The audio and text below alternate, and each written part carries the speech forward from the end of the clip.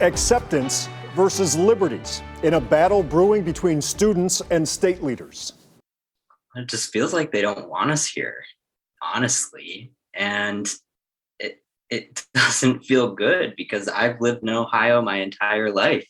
I would simply reject the idea that I'm in any way transphobic. I would say the compassionate and loving thing to do is to speak the truth. For months now, we've been talking about bills that would stop trans students from playing sports, accessing medical care, even talking about their identity in schools. Now a member of the State Board of Education is proposing new rules that would reject any federal protections for queer and trans students. State House reporter Morgan Trout takes a closer look at that debate. It's getting personal. Trans rights are human rights. Studies done by the Trevor Project show 3 out of 4 LGBTQ+ kids have experienced discrimination. And Aaron Demlow knows that feeling well. I wouldn't wish that loneliness or isolation on anybody because I almost didn't make it through.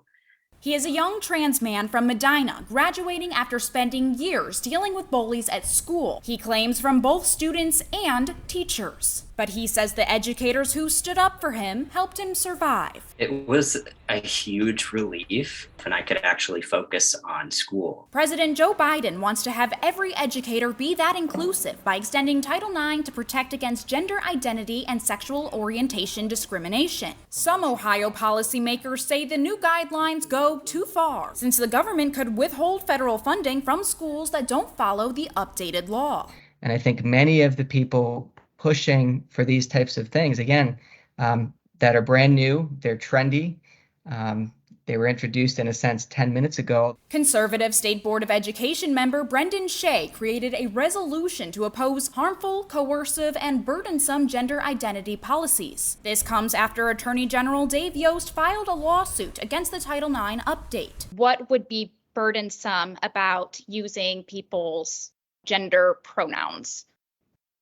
What would be burdensome about that is it's compelling speech. It's compelling someone to testify to something that they do not believe, that they believe is actually a falsehood. We acknowledge is not normal, it's not natural. Shea's proposal rejects Title IX and says God made just man and woman. Among other provisions, it requires all Ohio schools to report to parents if their child mentions anything about their gender in a non-conforming way, in the classroom or when talking to a counselor. It prohibits trans youth from playing sports because it would be unfair and because, quote, it places girls and women at increased risk for harassment and sexual assault by males who claim a female identity.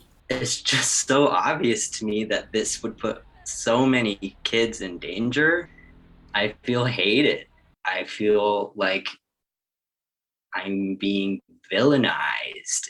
This resolution is likely to be discussed next week at the Board of Ed meeting, but educators around the state are already speaking out against it, just like they have for other bills they deem as anti-LGBTQ+. At the State House, Morgan Trout, News 5.